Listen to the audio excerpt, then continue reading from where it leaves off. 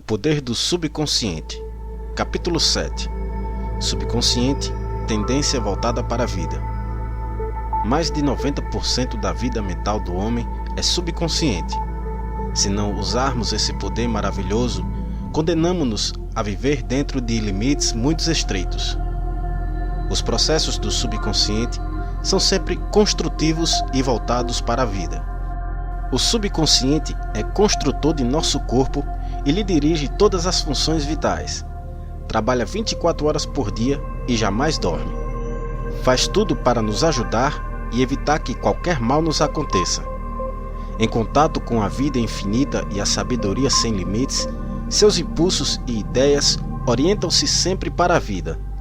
As grandes aspirações, inspirações e visões de uma vida mais elevada e nobre têm nele sua origem.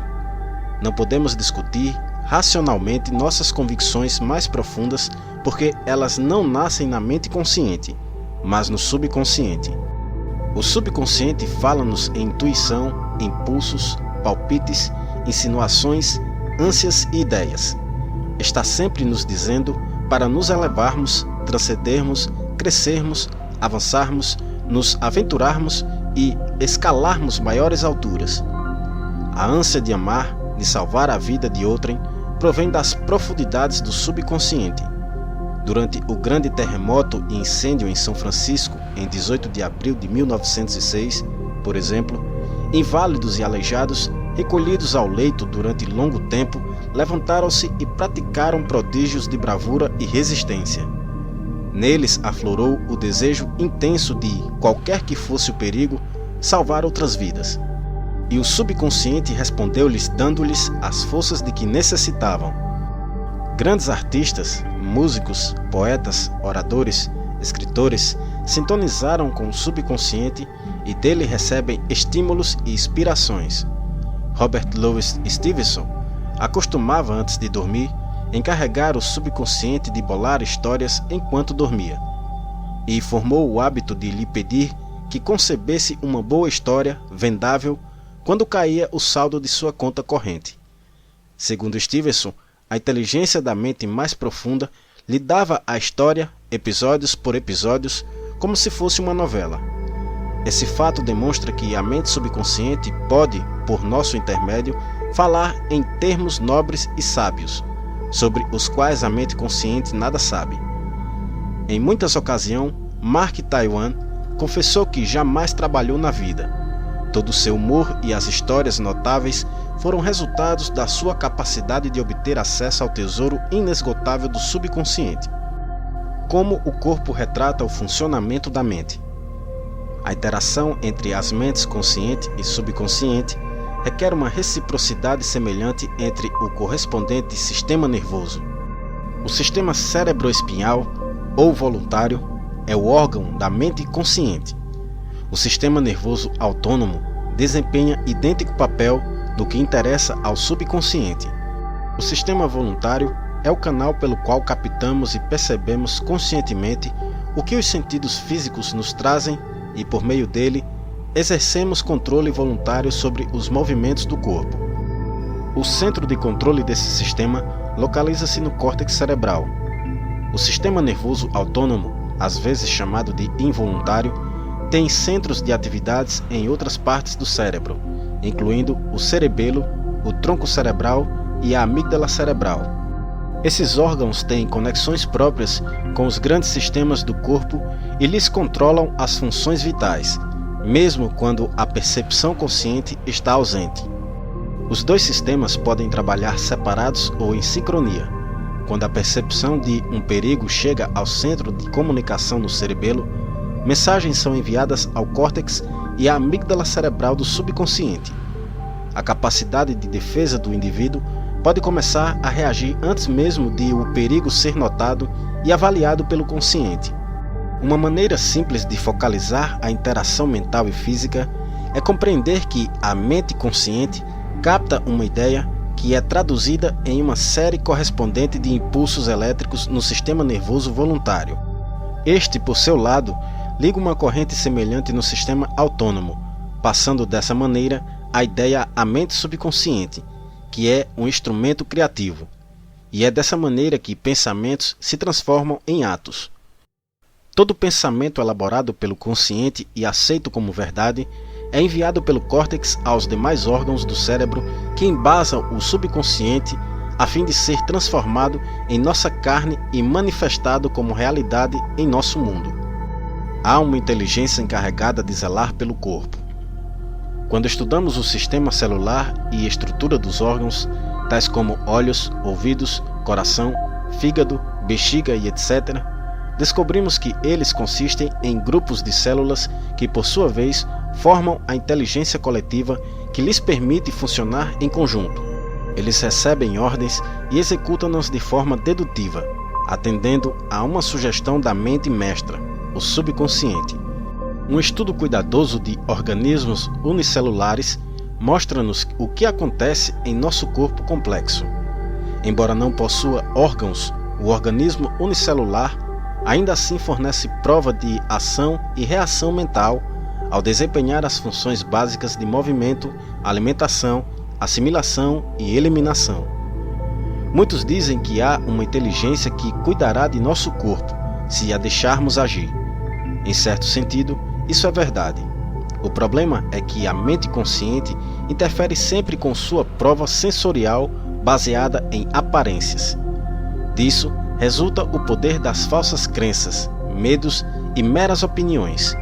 Quando medos, falsas crenças e modos negativos de pensamentos são levados a produzir uma impressão no subconsciente por meio de condicionamento psicológico e emocional, ao subconsciente não resta alternativa a não ser agir de acordo com as especificações da planta arquitetônica que lhe é oferecida.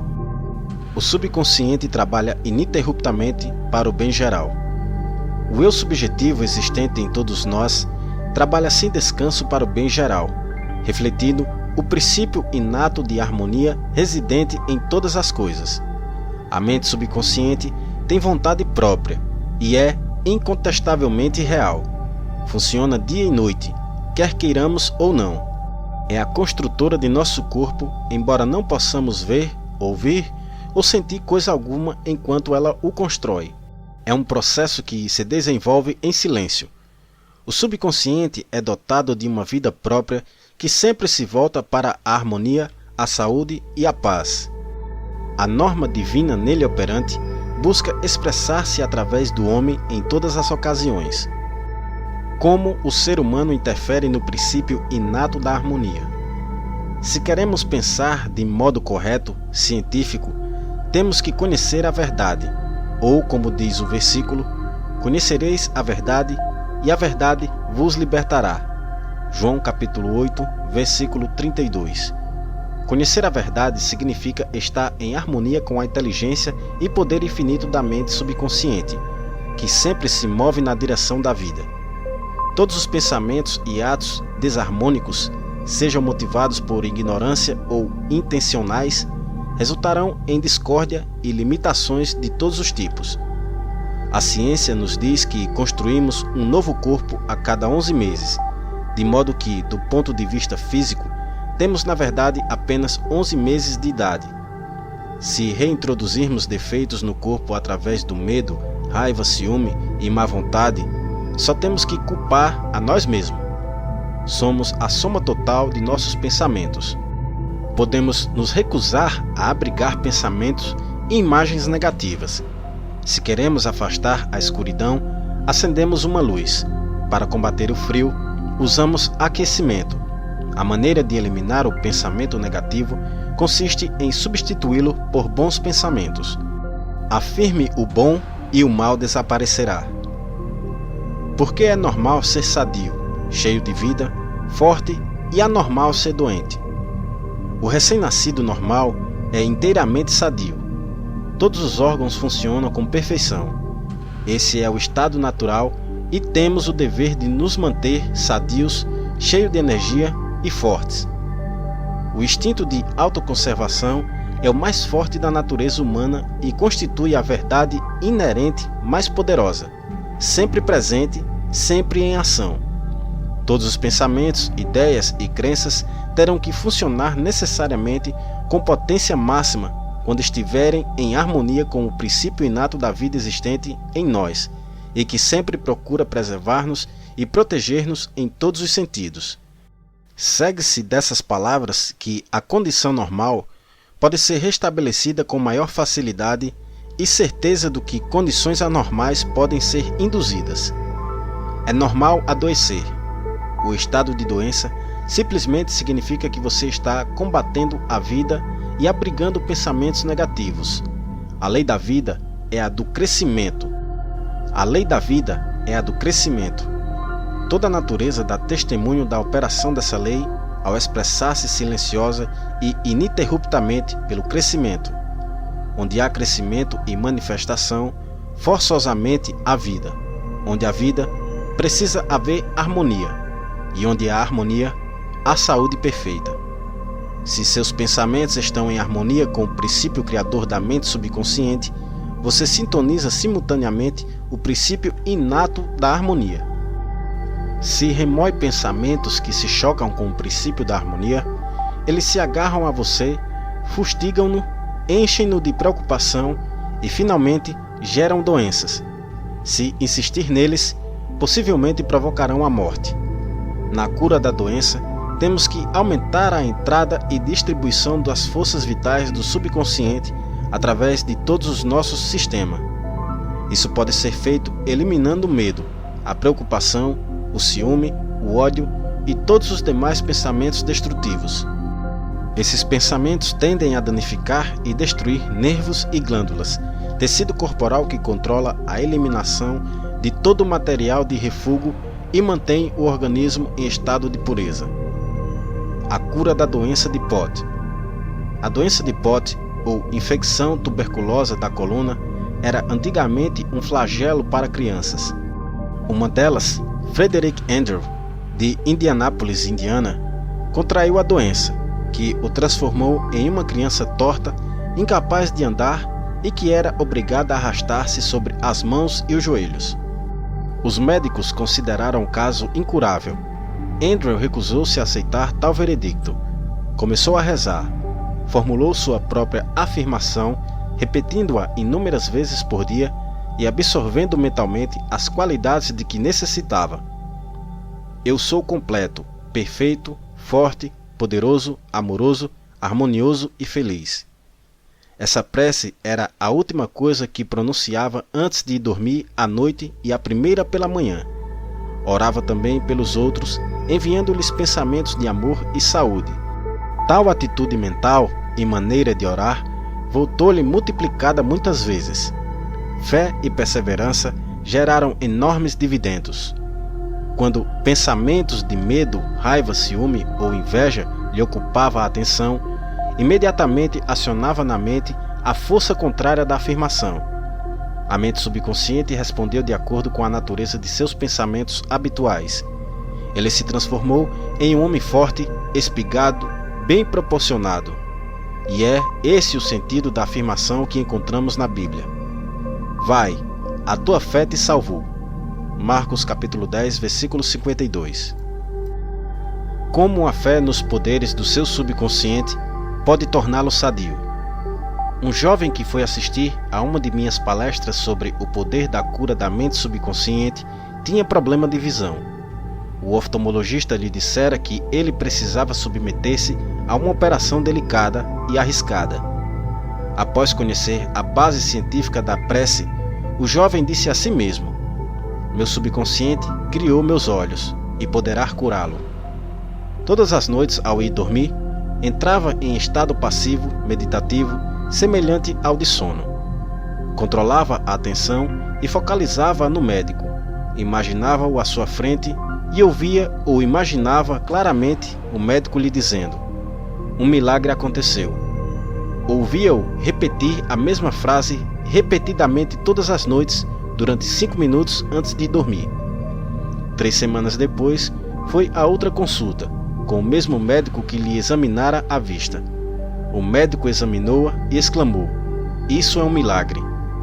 O que foi que aconteceu?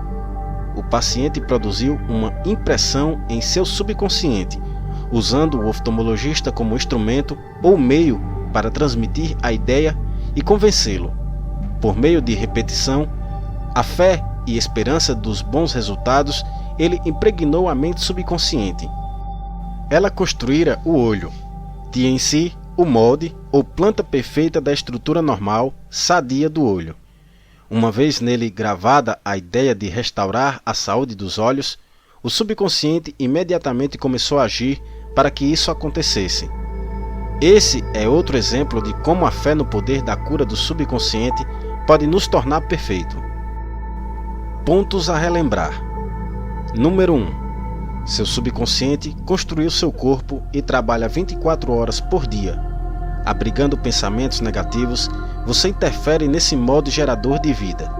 Número 2. Encarregue seu subconsciente de tarefa de encontrar uma solução para qualquer problema antes de dormir, e ele responderá. Número 3. Vigie os pensamentos. Todo pensamento aceito como verdade é enviado pelo córtex consciente às estruturas cerebrais do subconsciente e volta ao seu mundo como realidade. Número 4. Saiba que pode se reconstruir dando uma nova planta baixa à mente subconsciente. Número 5. A tendência do subconsciente é voltar-se sempre para a vida. Seu trabalho é com a mente consciente. Alimente o subconsciente com premissas verdadeiras. O subconsciente reproduz sempre aquilo que você lhe dá sob forma de padrões mentais habituais. Número 6. Você constrói um novo corpo a cada 11 meses. Mude o corpo mudando os pensamentos e conservando-os mudados. Número 7. É normal ser sadio. É normal estar doente. Em nós reside o princípio inato da harmonia. Número 8. Pensamentos de ciúme, medo, preocupação, ansiedade prejudicam e destroem nossos nervos e glândulas, gerando doenças mentais e físicas de todos os tipos. Número 9. O que você afirma conscientemente e aceita como verdade se manifestará em sua mente, em seu corpo e nas situações de vida. Afirme o bem e desfrute a alegria de viver.